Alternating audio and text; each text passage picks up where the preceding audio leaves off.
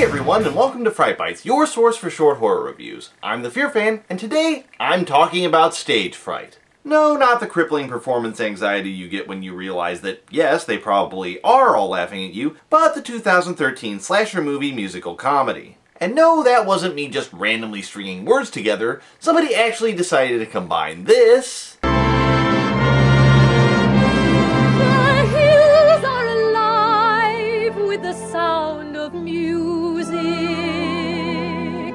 with this, and got this. The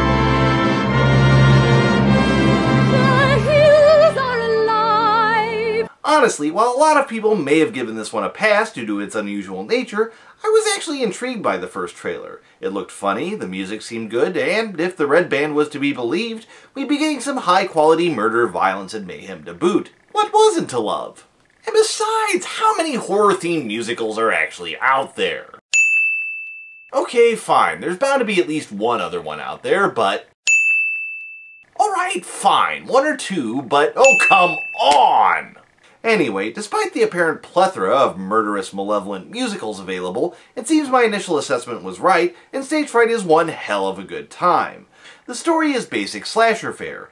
After her mother is brutally murdered while performing a play that is in no way, shape, or form Phantom of the Opera, please don't sue us, Andrew Lloyd Webber, a young girl is raised by the disgraced producer of the show and winds up working at his theater camp. Since they've apparently never seen a single horror movie, they get the bright idea to stage a production of the same play on the exact anniversary of the original's disastrous final production.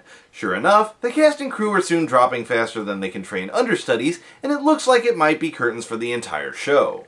And while the idea may be a bit been there, done that, it's the execution that really makes this movie shine. While I could talk about the good performances or how well directed the film is, let's face it, you're more curious about the red stuff, and I'm pleased to report that, despite its acoustically inclined nature, Stage Fright doesn't skimp. From the brutal slaying that kicks off events, to the hilarious demolition of a douchebag director, to our getting to see someone slice up some meatloaf, the deaths are all gleefully gory and harken back to the glorious heyday of horror of the 1980s. And that's thanks in no small part to the movie's main villain, who, I've got to admit, is one of the more fun creations of recent years. He's got an awesome look, and he isn't afraid to toss out the occasional Krugerian pun. And if the gore and Gru are good, what are the musical half of the equation? Well, here again, Stage Fright doesn't disappoint, and while the songs may not be of Broadway quality, they're still good enough to have you humming them long after the credits have rolled. Oh, and speaking of the credits, for a treat, be sure to stick around after the final curtain. Trust me, it's worth it. Sadly, if there is one weak spot, it's hearing how much Meatloaf's voice has changed after some recent medical troubles with his vocal cords. Still, despite the fact that he can't quite belt it out as well as he used to, he still gives it his damnedest and largely succeeds. Besides, it's always nice to hear him perform a song that doesn't require his audience to take an hour out of their schedule to listen to.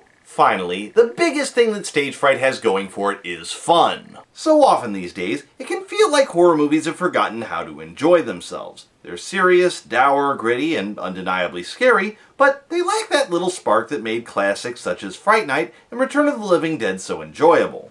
Thankfully, Stage Fright does have that spark, and if you're looking for a good time with plenty of gore, laughs, and singing, with a side of meatloaf no less, Stage Fright is your movie. Anyway, that's all I have time for today. See you next time on Fright Bites.